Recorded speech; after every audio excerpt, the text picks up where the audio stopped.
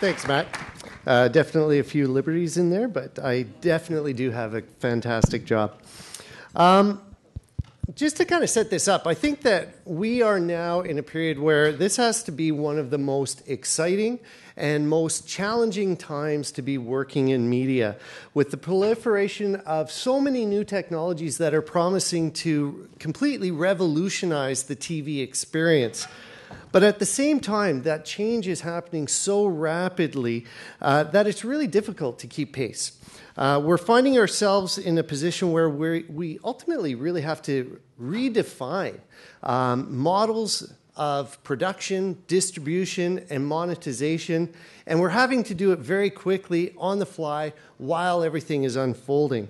So today, we're very privileged to have an incredible opportunity to learn from some amazing people that are in the thick of this change and helping lead the way the rest of the industry is going to be going. And we have some diverse points of view.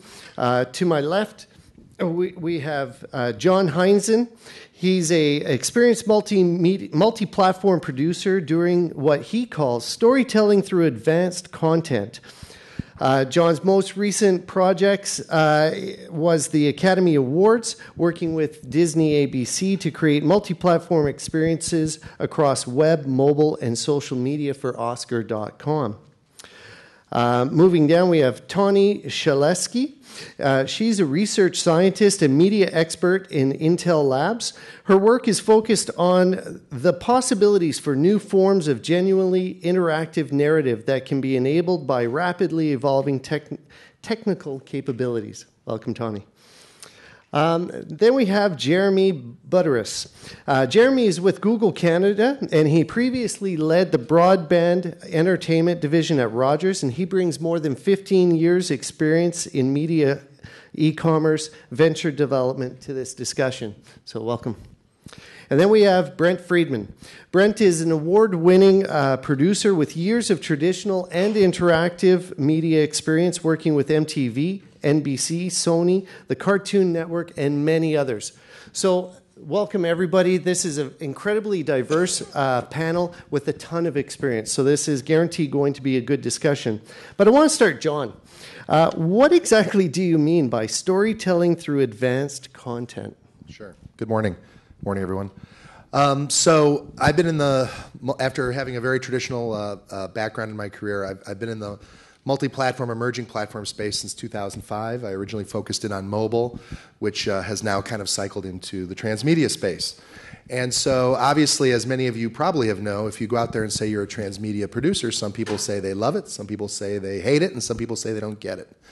So what I tend to do is, when I talk about the transmedia space, what transmedia represents is a freedom for producers to engage audiences wherever they live.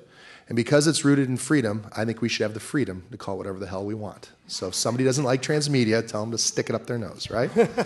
So for me, and my background and my experience, I call it storytelling through advanced content, right? That it's the whole idea about engaging audience. It's not ancillary content. It's not marketing. It's really this whole new frontier. And so for the people that I have to deal with and pitch to and things of that nature, that's a much easier way to engage them than to say transmedia, because they just don't get it yet. Okay, thanks. I want to start off by talking about connected TV. Now, this is something that we're hearing a lot about. Generally, we're talking about social TV, but it really does cut across. And I want to start with the connected TVs and get a sense from your perspective, what exactly does that mean? What's the value proposition? How is this going to change both the experience and the way that we deliver TV from the consumer and publisher's perspective? I can start. Thank you all. Thanks for having us today. I liken it a lot to where mobile was at just a couple of years ago. We thought about our mobile phones as devices for talking and then quickly email, but if we look to today, it's just a totally different world. And I think it's very similar on televisions. If we think about it, Steve Jobs called this the most beautiful device in our homes. It's still really a one-way device for the most part. And so I think the real value proposition here is bringing the power of the web to the TV. There's a lot of debate around what people will actively use on the televisions versus on their tablet or phone or laptop. But I think what is true is if we look ahead 2 years from now, we're going to be using our televisions in much more similar ways that we're using tablets and phones today. I think we're in the very early stages, so I think anyone who's going to give you a prescriptive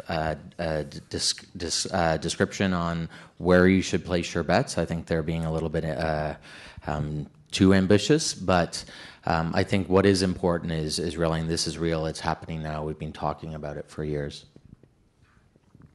So one thing I want to add to that is when you talk about connected TV and you talk about the value proposition, I think the natural conversation to have is one from what is it for the audience?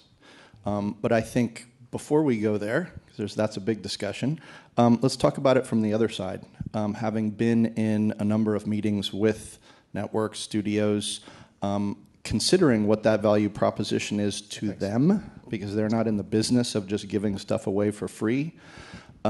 The primary value proposition is getting to know the audience better, which is a euphemism for we want data metrics.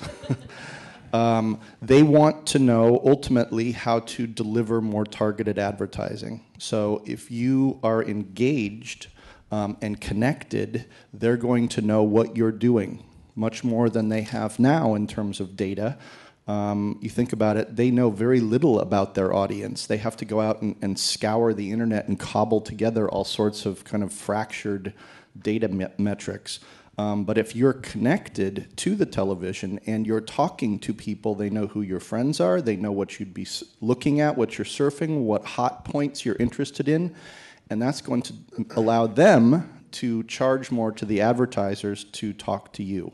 So I think no matter what we think about from our standpoint, as an audience member, we have to understand what the motive is here that's driving this push for connected TV.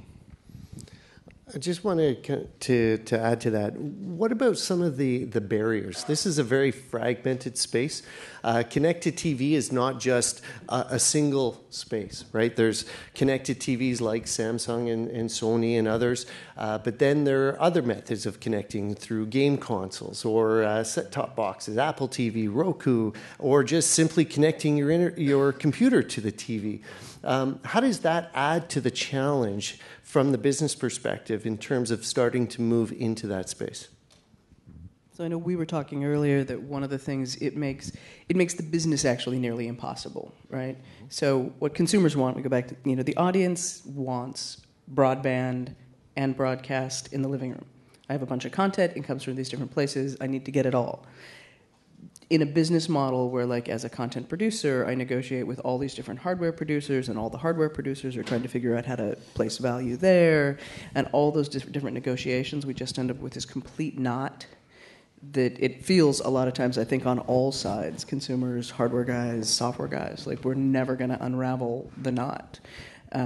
And I think that that's our biggest thing right now is how do we figure out how to divide that pie, deliver content, get the people paid, get hardware guys paid, get software guys paid, and open up that landscape so everybody can actually do the things they're good at.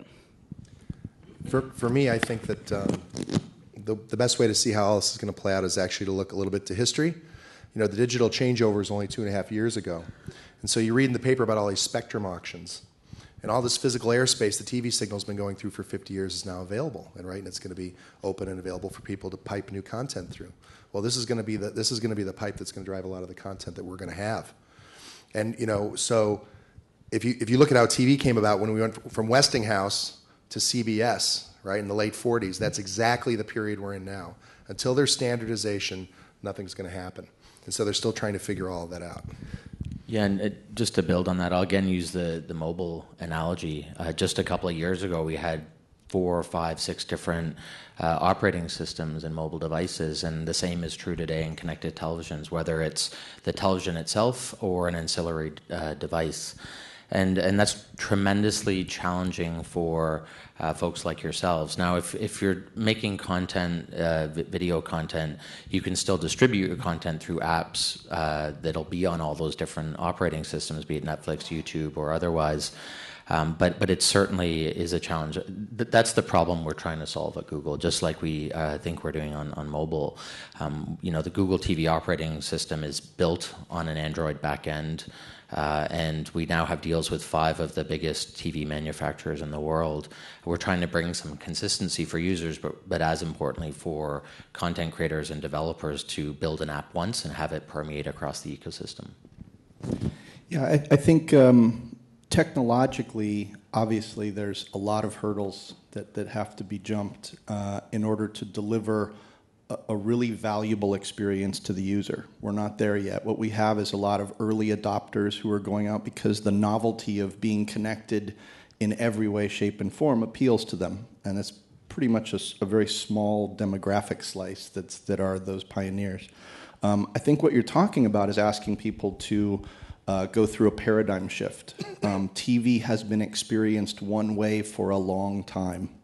I think ultimately it's going to be up to those technological innovations to deliver a frictionless experience. And until it's frictionless, you're not going to have the mass adoption that you have. I mean, if you think about something like the VCR, my parents still don't know how to program one. Even though they've moved on to TiVo, they still have a VCR there, and they still lament the fact that they don't understand it. So to that point then, if, it's a very fragmented space, there's lots of different technologies. It's not that easy to necessarily use. You've got people with these devices in their home, capabilities that they're not leveraging.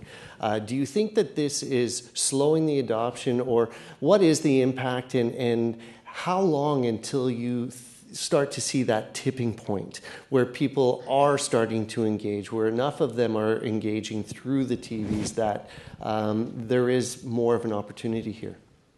So I'm just going to jump back in because one thing that I think we should also understand is that aside from delivering the frictionless experience, I think you have to deliver the really valuable content experience. Mm-hmm. And that's the other side of the equation. When there's something really great at the end of the rainbow, people will make that journey. But right now, one of the problems you have is that from a television standpoint, producing a rich, valuable experience for an audience that isn't guaranteed to be there is really difficult, because producing television is really difficult.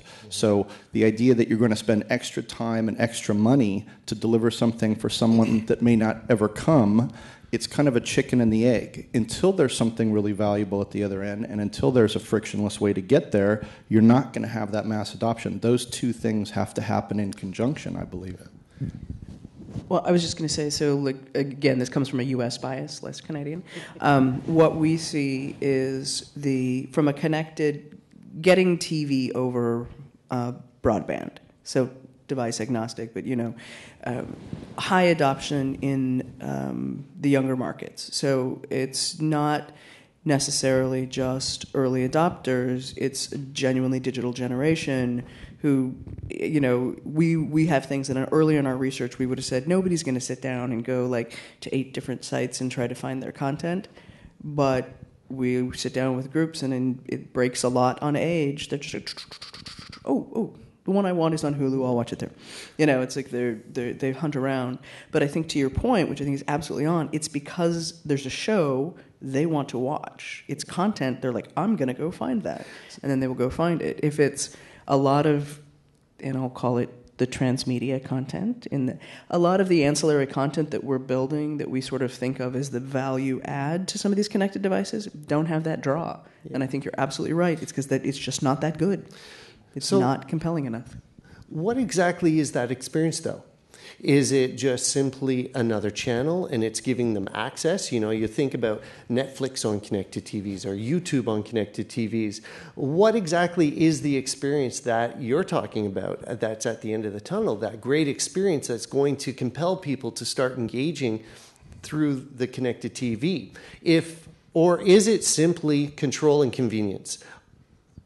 Yeah, so I'm not sure the consumer needs have changed in the last several years. We did a study even back to 2005 where consumers said they want more content, they want depth of information, and they want more interactivity and engagement or participation.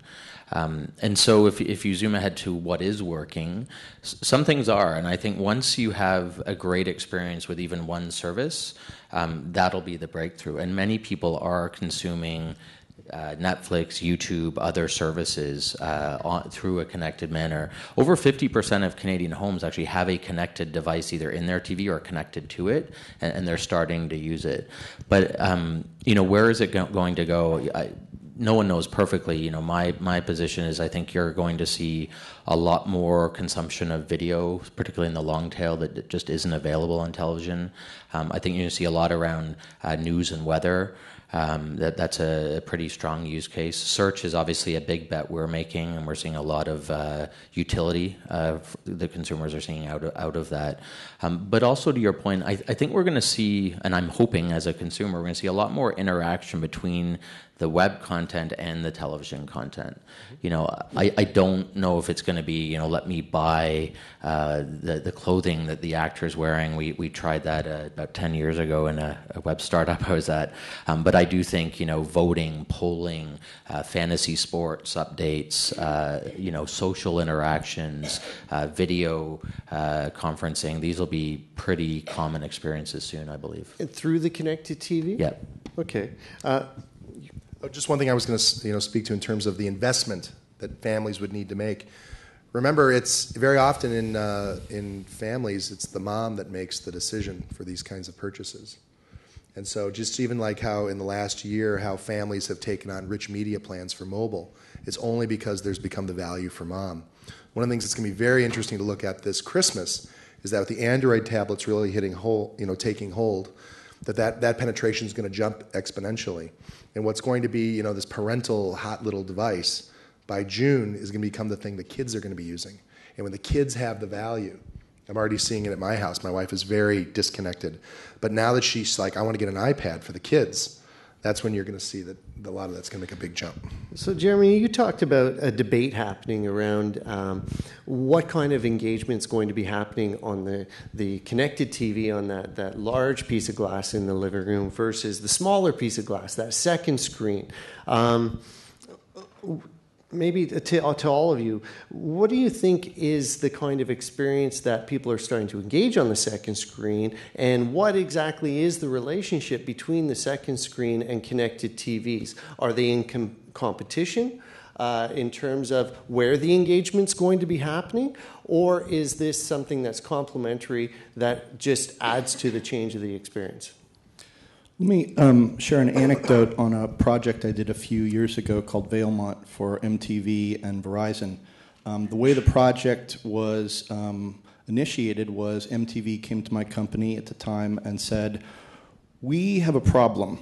We've done a lot of market research on our audience, and I think at that time it was, primarily girls. 65% of their audience was primarily girls, 12 to 18 or something in there. This was the period where the hills in the city were dominating their ratings.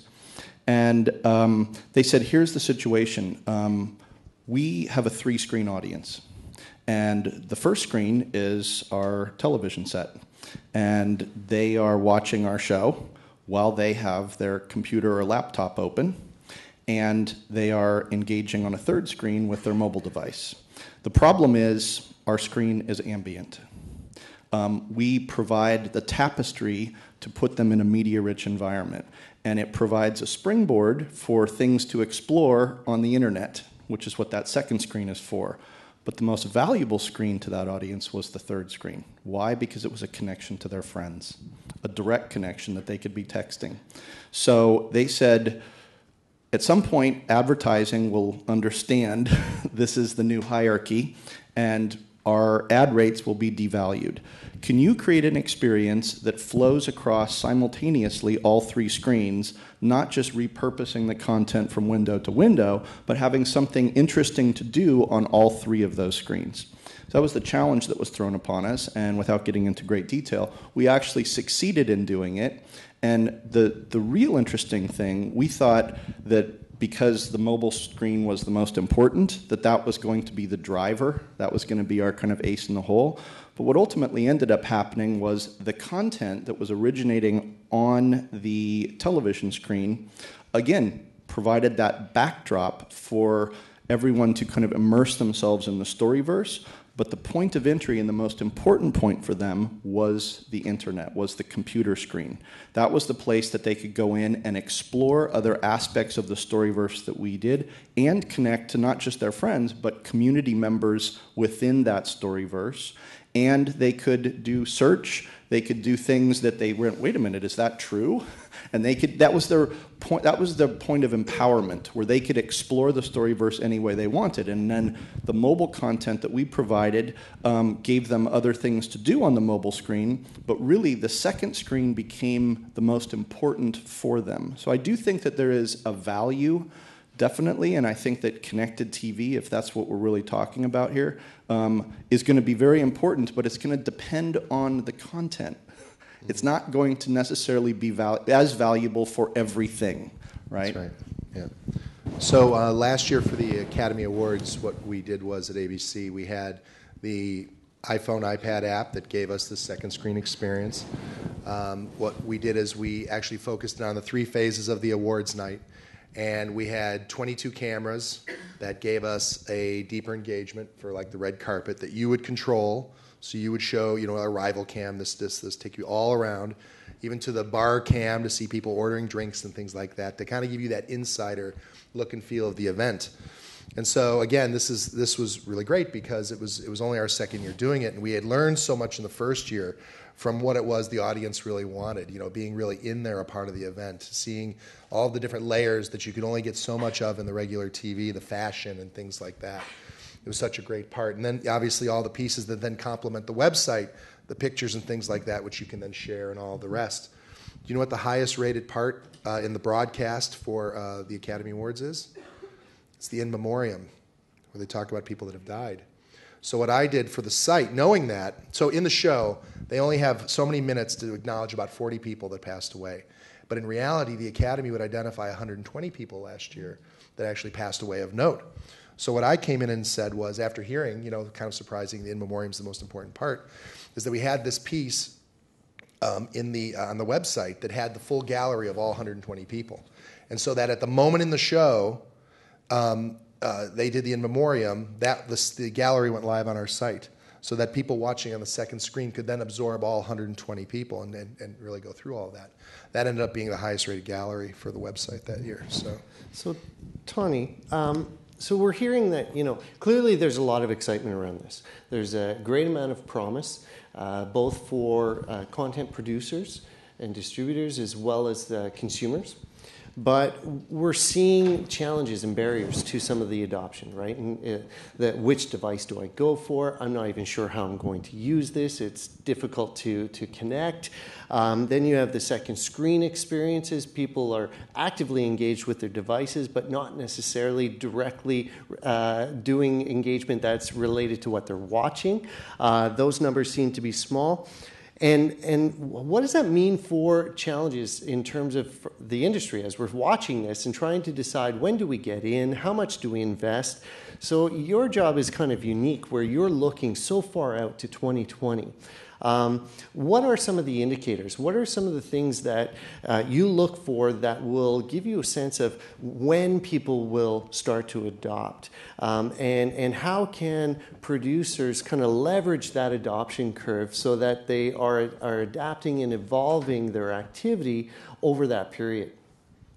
So for me, if you go out to 2020, which is in fact a spectacular part of my job that I get to do that, I think that you end up in a landscape where you will have good processing power, strong processing power in the living room, which means that the capabilities to be able to deliver more advanced experiences that are actually going to require some oomph behind them, not sort of just like streaming Flash, which is fun to do, but it doesn't, it's not very demanding, will be possible. I think to get to those apps, or to get to that landscape, we work with the University of Southern California Film School. We work with the Digital Media Incubator down in Oregon. For our perspective, it requires content. It requires some experience out there, and I think you're right. It may just be one, but it requires something compelling enough that people are like, I have to do that. And when you have that, you'll start to get adoption. I think in this interim steps, the biggest thing I think is selectivity about content. So you look at the Oscars. We've done a lot of work with American football. There are certain events which are time-driven. They're real things that are happening live, where talking about it with your friends makes a certain amount of sense, because we all, I may have a dozen people, all of whom watch Supernatural, which sadly I do, but we don't all watch it at the same time. So at some point we talk about it because we love it, but it's not like, oh, it's 9 o'clock, we can talk about that now. Whereas like football, what's going on, who just scored, who won that, those are the sort of immediate, they drive a convergence of viewers to a specific time, and that's a rarity in television these days. And I think leveraging that first is a way to get people to see what the possibilities are. Yeah, and just a couple of things that, anyone that's seen the NFL app on a computer versus television, it's just night and day, the experience. So that's a great example, I think, of what is possible on the television. I do believe now is the time. Now, of course, I'm going to say that because I want all of you to be building apps and content for Google TV. But think about year 2 of the iPhone, and we're arguably year 2, maybe 3 in the connected television. The first thing I did on an iPhone was drink that Miller beer. Anyone else do that? What I do today on my Android is remarkably different. And so I think, we're agreeing that there needs to be a key experience. I think that today is Netflix for a lot of people in Canada, whether it's through their Xbox, PS3, or the connected television.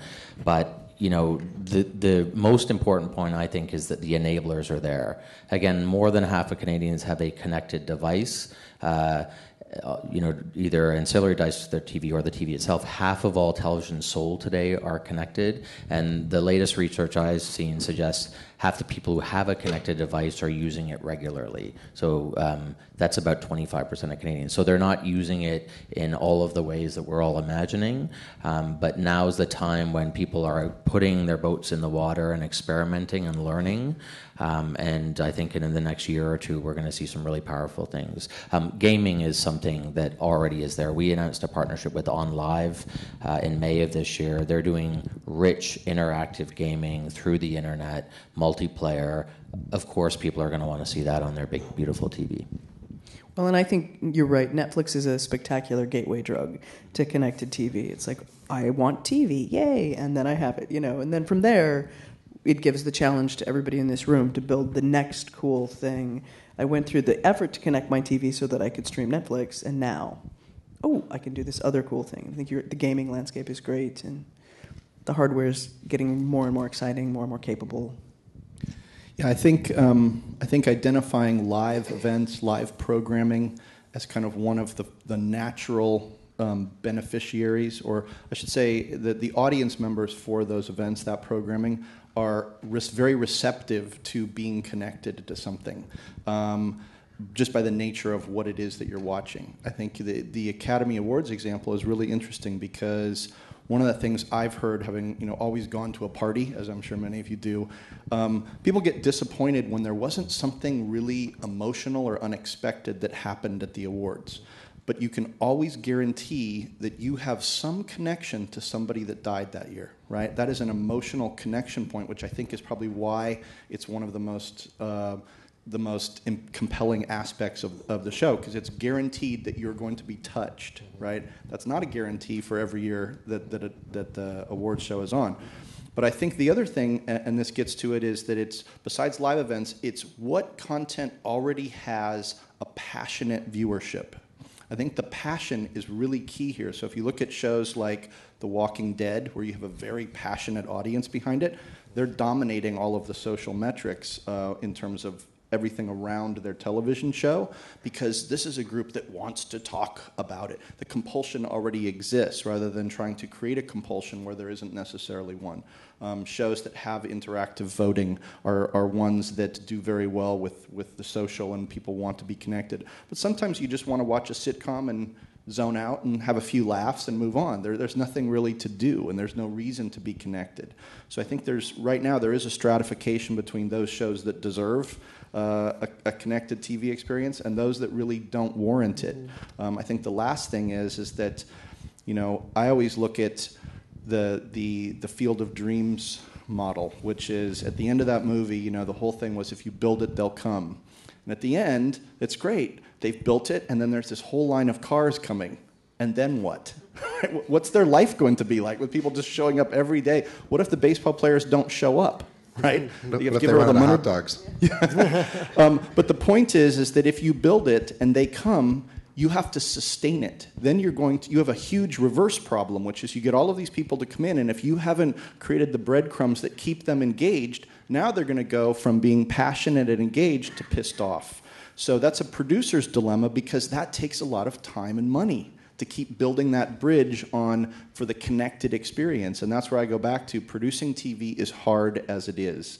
The budgets are shrinking, and people just don't have the time, the bandwidth, the dollars to build all of that ancillary content to do anything more than kind of lightly service an audience that really is already demanding it. They can't really take the chance that if they build all of this stuff, that people will come.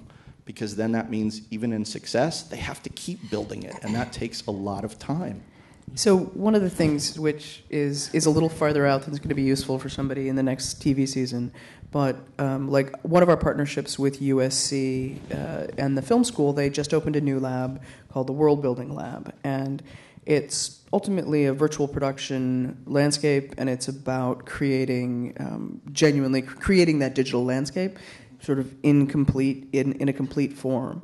And even though they're really early in it, and there's other people in the industry who are driving it too, one of the things that we're seeing more and more, right, is that one of the promises of genuinely digital content means that I can build that land, build this world, and it makes it much cheaper and much easier for week after week a storyteller to come into that world and push it out. So I think that one of the promises of digital technology, which again we're gripping for, not today, is that you can start to really normalize those costs and be able to say, I have this space, I can go in and I'm a good storyteller, and I have a message and experience, whether it's terrifying or inspiring or whatever it is, I can go through that week after week and be able to put it out on a more sustainable market model. Right. I think when those type of systems are in place, then you'll see a lot of uptake. You'll see more people willing to take the risk,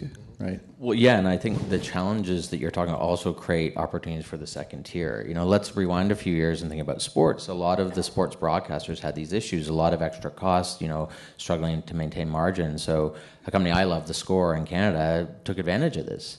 And they're among the top apps in the US and Canada now.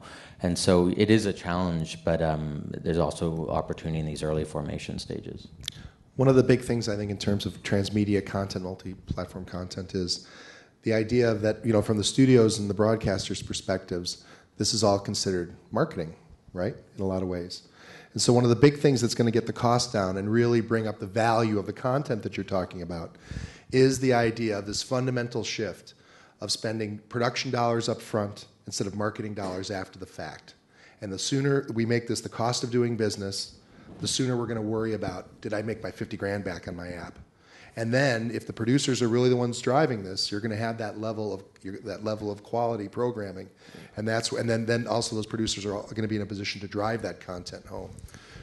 I want to come back to the ROI in a second, but first, hearing you guys talk, that not only is it confusing for the consumer in terms of what is this and how do I start engaging with this stuff and what do I buy and how do I set it up, but from the content producer's perspective, right, we hear a lot of these words, these buzzwords, almost interchangeable. You have connected TV, second screen, social TV, but it's sounding like they're not all the same. right? So what is the role of social in all of this, right? We were talking about Netflix as the gateway to starting to engage in these connected TVs.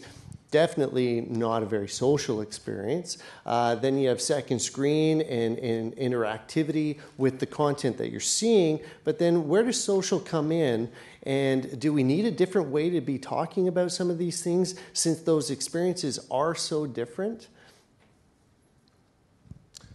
Social is the oil that runs the machine.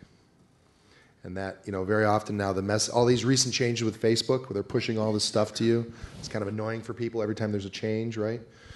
But I think what eventually it's going to become is that social media is going to replace the on-air promo in many ways. You were talking about Friends earlier and selling clothes. So imagine if Friends was a 2013 show, and here you are, you're Facebook friends with Rachel, and on the episode of the show last week, she's going to have a date with the guy she met in the coffee shop, so you're looking forward to that next week. And so now on Tuesday, you get your Facebook friends with this character, and all of a sudden you get this message from your friend from the show saying, hey, I'm at the Gap. Should I buy this sweater for my date? And you get a chance to contribute to the show. Well, is Gap going to pay for that opportunity to engage an audience where they live through social media? Yes. It's not about finding the old money, hanging on to the old money. It's about finding new money. That's the real goal. Yeah, and Pinterest, by the way, will love that. I think social is critical. It's, we're obviously betting big on it too, but it relates to a lot of the things we've talked about. I think the way it manifests depends on the use case. I don't think this is a world of all or nothing. I just read a review for the new LG connected TV on Amazon this morning, and this was probably a single person household, young, using their connected TV actually to surf the web through Chrome. I don't think that's a standard use case, but that same person would probably tweet or post on Google Plus and Facebook while watching the show on the TV. For the multi-person household, or when this individual had friends over, they're probably more likely to do that on the second screen. The other important nuance, I think, on second screen is this is going to help cross a lot of the barrier and address a lot of the issues that have been blocking connected TV. Rogers was doing web TV late 90s, early 2000s, and we had these clunky keyboards and what have you. There's been huge strides on that. The devices themselves have evolved. The new Sony remote, I don't know if anyone's seen it, it's just spectacular in my opinion. But more importantly, people are now using their ancillary devices as well to control the TV, whether that's to update my social feed or to actually navigate and browse, enter text, what have you. Well, and I think on the social, the thing for me, right, is we're in the entertainment business, and entertainment is and always has been a sharing and social-driven event. We think about sitting alone watching TV, but it's like this is really, community experiences, whether they're diffuse or not. And, social as the sort of as the new channel in terms of how do you recommend things, what do you watch, how do you find out about what to watch. And I think that one of the things that becomes interesting is how do you make content that, like, if I say to you, hey, you have to check out Supernatural, that if you turn it on, it makes some sense. You're not sort of like in the middle of this really complicated arc where it's like, no. So I think it changes things that way too in terms of access points and entry. Well, Brent, you were saying how making TV is already complicated enough. It's expensive, all right. It can be a risky business. And this just further complicates it and adds to those costs. So what is the return? What is that ROI? Is it, a larger audience, a more loyal audience? Is it revenue? And then how do we tap into that ROI? Well, I think just like in the case of early TV, when you had single sponsors, the brands are very important now. And in terms of them having a richer experience in terms of building their brands, it's building brands through the creation of content, not the sponsorship of content. We're kind of back into that mode. As penetration widens and things of that nature, I think you will have these standardizations. The unit of measure, if you're a content creator, is the cost per minute, right? Because it's a 3-minute show, a 7-minute show. There's no standardization yet. Well, if you talk about a sitcom at $1.5 million and for 28 minutes, it's about $67,000 a minute. Are any of you spending that in the digital space? Absolutely not. So it's not about return on the investment because it's very, very difficult. And that's the problem the studios have. It's like, hey, we have an extra $50,000, let's build an app. they're not going to get that money back. It's about building brands. That's why I went back to that thing about saying about the on-air promo, engaging audiences, right? It doesn't necessarily need to be a big spend. Historically, NBC would only give Saturday Night Live, this is pre-DVR, 1 5-second promo every week during the Thursday local news. This week, Alec Baldwin, Rolling Stones. And that's all you needed to be home on Saturday night to adjust your life to see that. That's all you needed, right? So it's all about understanding your audience and being able to get them in a way and to have this extra content to engage them. And that's how you can draw from back and forth. Yeah, I think your point about brand engagement is really important. That is the connection for brands, which are really driving television through the advertising dollars to get to the audience. That's the kind of direct connect that they really want.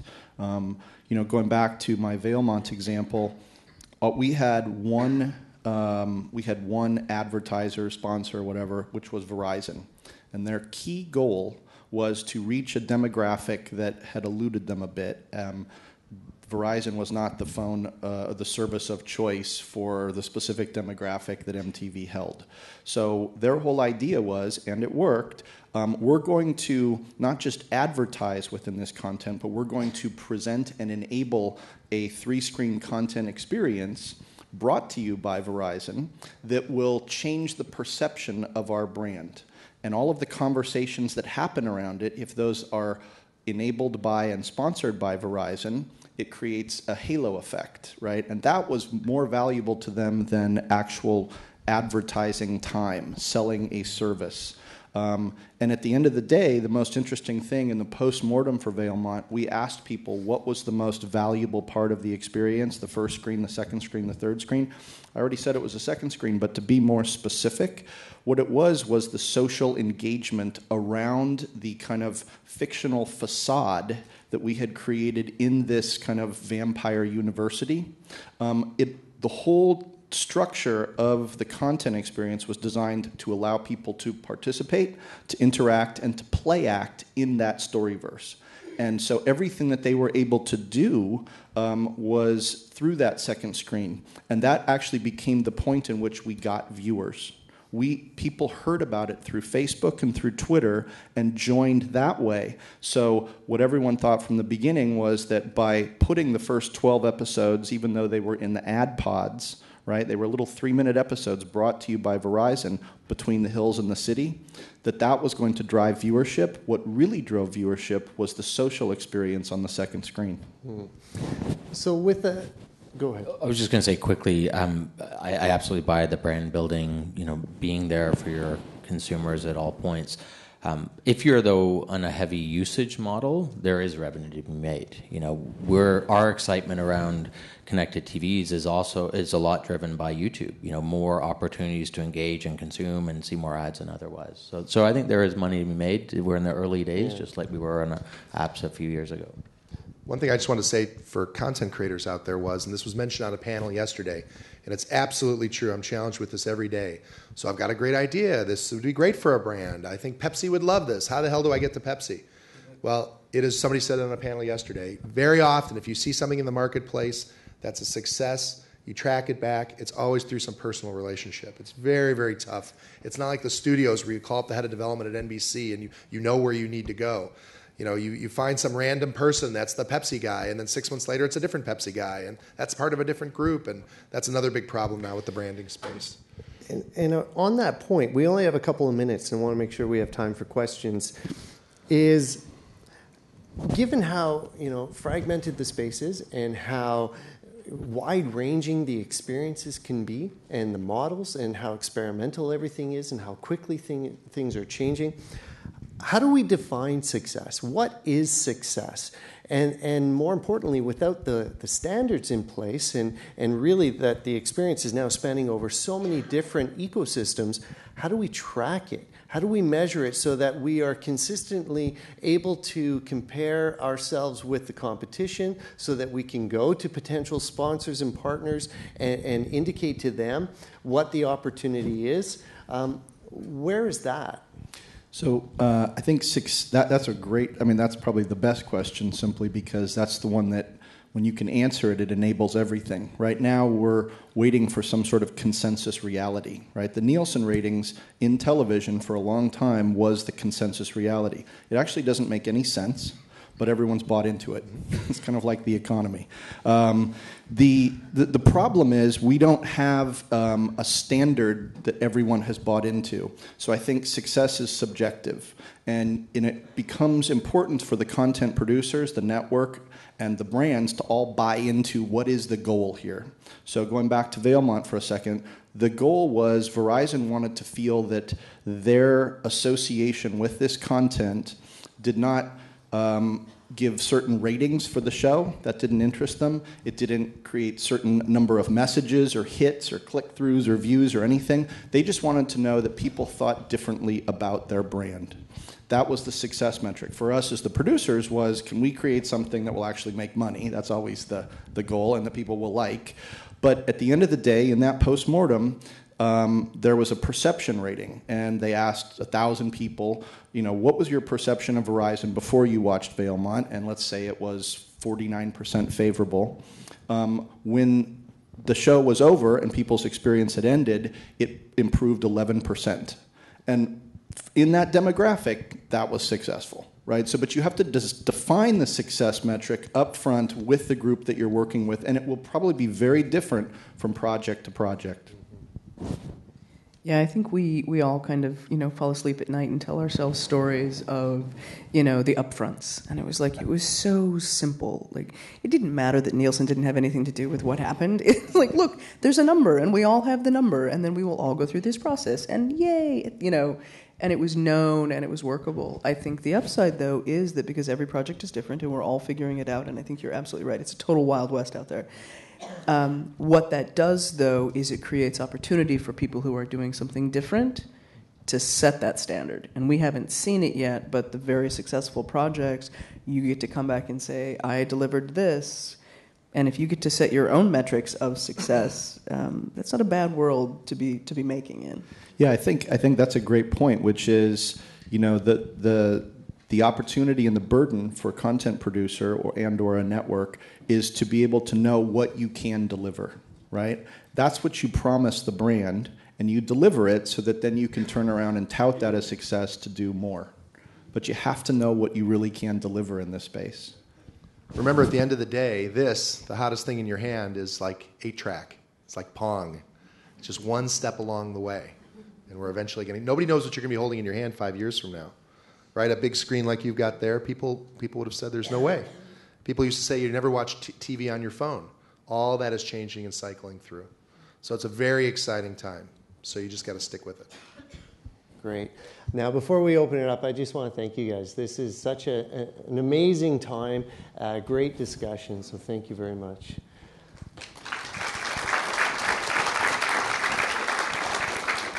Questions?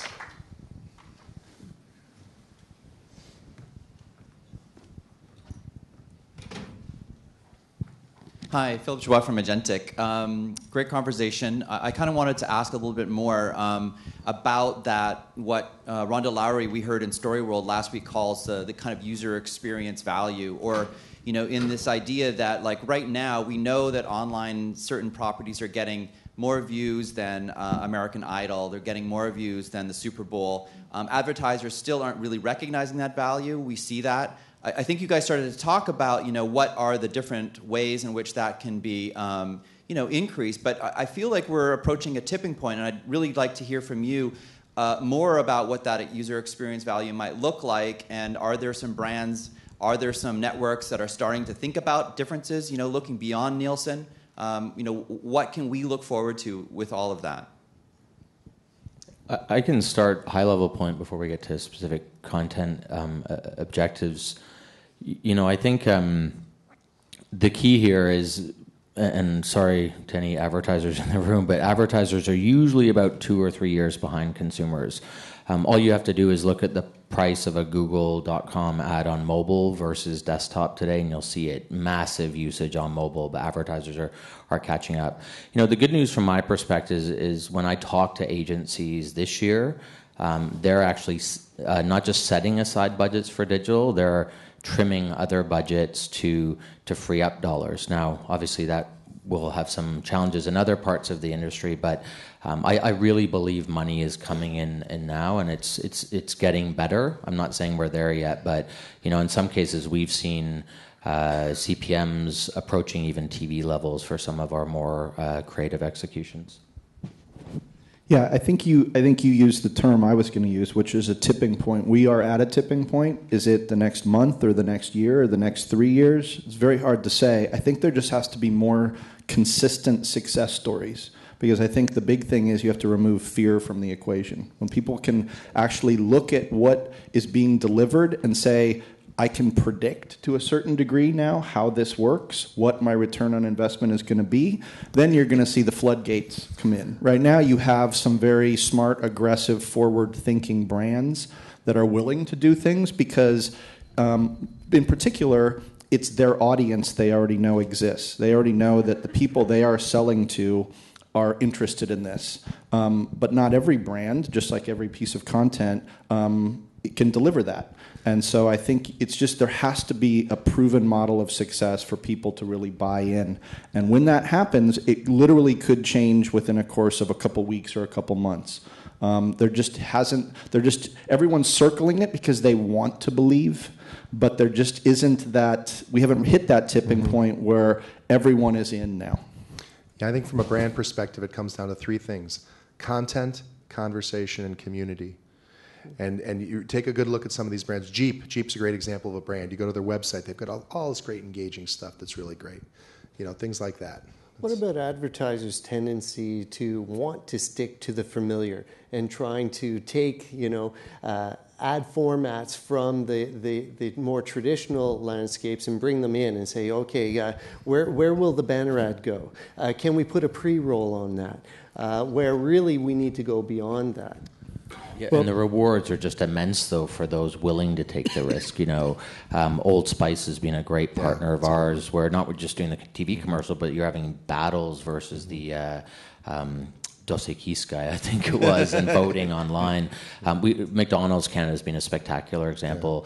This campaign they've launched, which is really about honesty, has heavy Google integration. Users asking questions, why does that burger look so nice on TV but not in the store? And then being honest and answering. That's a very successful campaign from someone taking a massive risk, and it worked out. Yeah, and I think that we really shouldn't underestimate how conservative the advertising and, frankly, the television industries are as well. They're protecting a very big pot. It's actually always sort of been protected by magic because you don't really know. I mean, you spend a lot of money on advertising, and people buy your stuff, but we don't really quite. It's like, yeah, yay. And the same with TV, right? We had these magical Nielsen numbers, which weren't really real, but they sort of result. So there's a lot. We didn't come from a landscape where we had we had made a set of decisions about how we're going to do this, but we didn't really know what they meant. And now you're asking me to make a bunch of decisions in which I still don't really know what they're going to do, and I know even less, and it's not agreed on, and you're asking me to risk it. So it's actually a really complicated space for them. If you talk to a digital creative director at an agency, and if they're willing to reveal to you the challenges that they face internally, remember in digital we're all bastard stepchildren, right? And so internally they have their own struggles, just like the studios and networks do. Okay, I've pitched and developed and been paid to produce a lot of campaigns that never even make it to the brand, because internally the digital is always in conflict with print and on air because of two big risks. Number one, if it's a success, it takes away from their budget, right, which is an important thing. And number two, if it's a failure, it puts the account at risk. And I can assure you, if an agency loses the Gatorade account, it's going to shut their doors. And so in this world of fear, it's very, very difficult. Great question. More. Hi. Yep, we can hear you. Hi, Sean Embry from Full Screen. In our team, we're really good at creating wonderful, fleeting experiences, the night at the Oscars or a season or two of TV.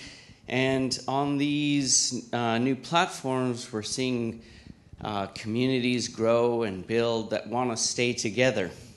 And oftentimes we don't build strategies to accommodate that. And so I'm afraid after The Walking Dead goes off the air, we're really going to have zombies walking around from that community chasing after it. So I just want to get your thoughts on how you're considering those things. Sometimes it's serious. I know that, think of The Biggest Loser or something like that. There's a community that's really concerned about weight loss, and when that goes away, where are they going to be left? And so I want to know what you guys are thinking about about that. I'd love to share my perspectives, which some of you might have heard before on video, and what's going on. I see this as the next evolution, similar from cable channels to conventional. So, when cable launched hundreds of new channels, now we're going to see thousands. They're going to be much more tailored to your unique niche, and needs. The Food Network brought a very unique set of content, and now we have even more niche content, vegan channels, barbecue channels, what have you. And so I agree with you that we have to create sustained industries here, but also be risk tolerant and go after these opportunities. The great news on YouTube in Canada, Canadians are among the top in the world on YouTube. Those that have embraced the platform and producing regular programming, we're way out punching our weight. So I'm really hopeful, but it does take a lot of risk, and it is scary. There's not a lot of money out there for this stuff. So much is contingent on timing and everything else, and I can assure you, if there was a magic formula, we'd all be doing it, right? If you go on Facebook to the Julie and Julia page, if everybody remembers Julie and Julia, it is still a vibrant community with people contributing recipes and sharing this and sharing that. It's just kind of a weird thing that keeps the brand alive. And the agency, the studio didn't know that. It just kind of worked out that way. But it's about really, I think, from the transmedia storyteller's perspective, is knowing your audience, know where your audience lives, build out to those platforms, tell good stories, engage people where they live, and then once your IP plays itself out, you give it to them and let them take it as far as they want it to go. Yeah, I don't think we want to let go of the fact that entertainment is ephemeral, right? Like, you have a show, you fall in love with it, it's excellent, you have 3 years, like, yay, and it goes away and you're sad, but that opens up room for some new thing. And I think that cycle, our willingness to throw into a world, and then most of the time, some usually forced by the network, but we walk away, we find other things, and I don't think there's actually something wrong with that. It's a basic business principle as well, though, right? You don't want to base your whole business on one product. And I would say that also extends to the community that you're developing, is that try to have a broader theme to tie your communities together so that community goes beyond that one show, and build the mechanism so that the communities of like shows or like projects can start to interact with each other so that it does become more than that one project. And then you've got a community that's not only passionate about that one project, but they're hotly anticipating your next project, so that then it can really start to generate a life of its own beyond the one show. Yeah, and real quick, just you can always go to Comic-Con to re-experience whatever it is you've lost. And Joss Whedon, I think, is in the U.S. a spectacular example of somebody who's, there are still people who dress in mourning every Comic-Con for Firefly. But there also, there's also new shows, and you watch what's going on, and that's, he's a producer brand, a director-producer brand. But it's like, people look for new things, and that's all right.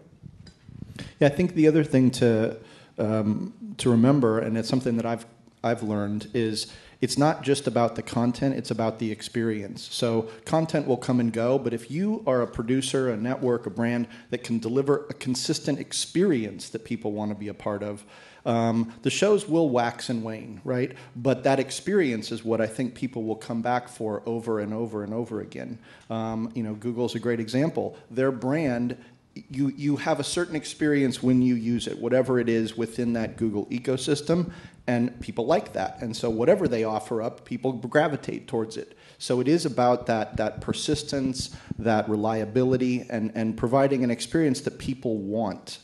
They will find the things within your ecosystem if they like the way you treat them. How are we for time? That's it. Okay, well, thank you very much, and thank you.